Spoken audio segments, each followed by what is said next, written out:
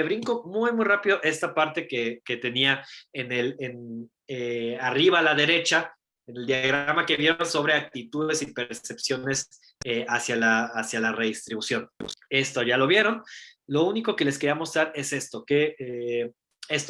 que hay una relación entre las distintas narrativas que estaba mostrando sobre desigualdad y cómo se cree que se debería acabar con la pobreza, cómo se cree que se debería pagar la política social, los principios que deberían definir la política social. Este cuadro en específico surge de un artículo que yo hice ahí con análisis multivariado sobre distintas preguntas en términos de cómo redistribuir, que son cada una de las columnas que ven, y digamos, los factores que se cree que explican la pobreza.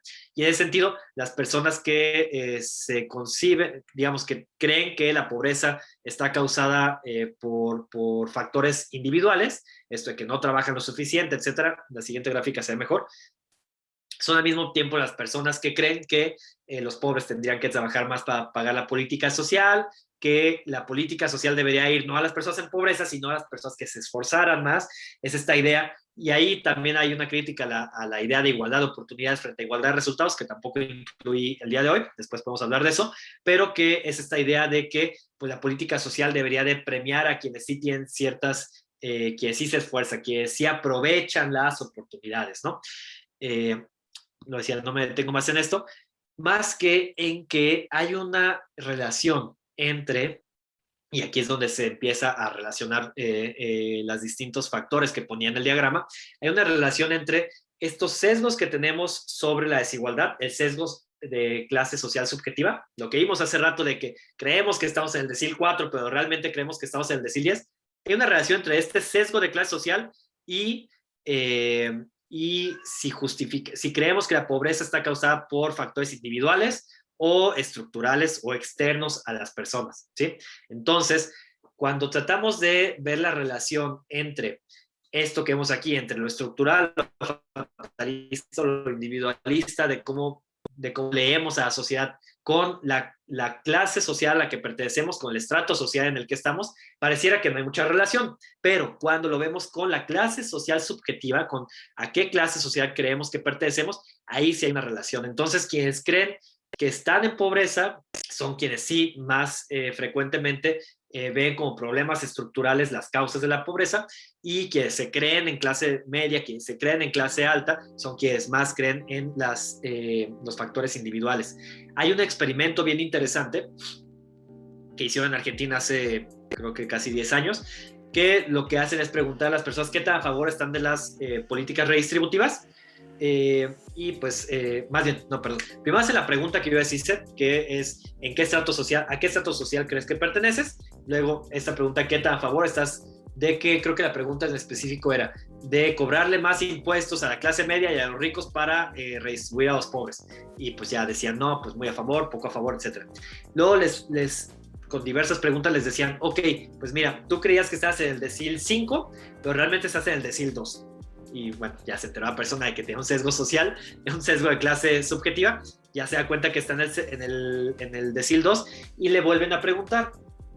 Ahora, otra vez, ¿qué tan a favor estás de que se le cobre más impuestos a la clase media y a los ricos para redistribuir a los pobres? Y claramente, ahora que se enteran que realmente no están tan arriba como creían, pues hay un aumento en la frecuencia de las personas que están a favor de políticas redistributivas. Entonces, ¿qué es lo que está mostrando eso? Que en las sociedades, los sesgos de clase que tenemos están relacionados con el apoyo o no que tenemos a las políticas redistributivas, a atacar la desigualdad.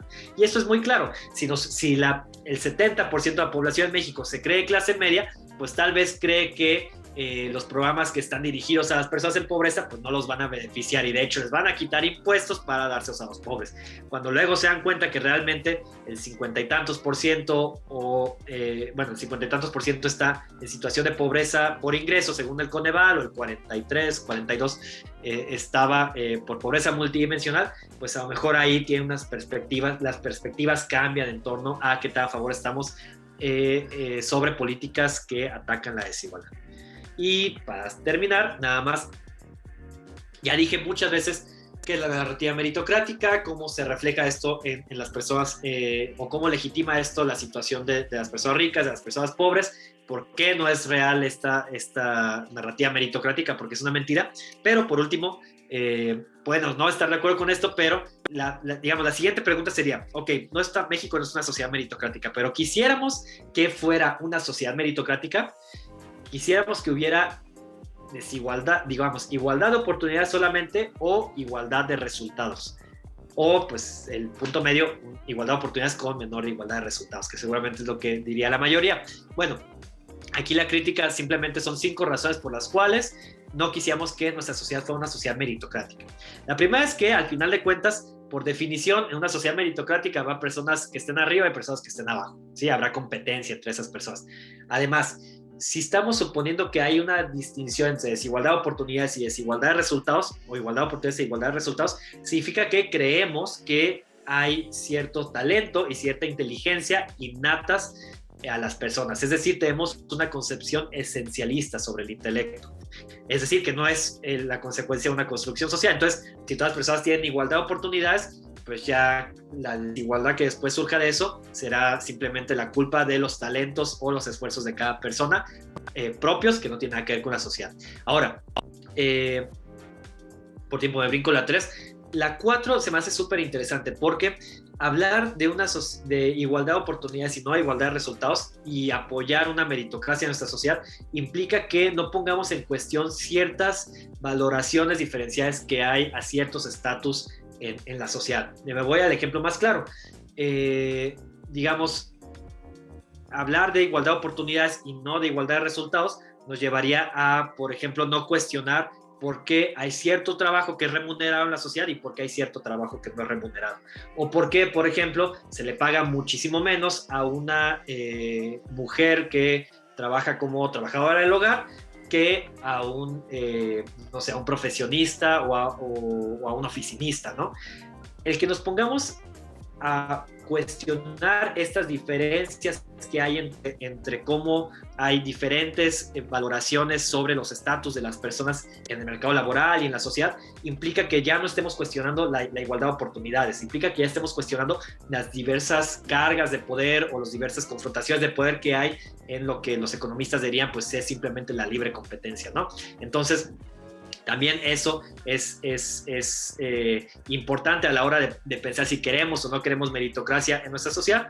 Y por último, y con esto cierro, pues hablar de meritocracia y hablar de igualdad de oportunidades implica que estemos hablando de un mito ideológico que al final de cuentas oscurece o nos hace olvidarnos de ciertos factores que van más allá de las oportunidades que están reproduciendo la desigualdad económica y social.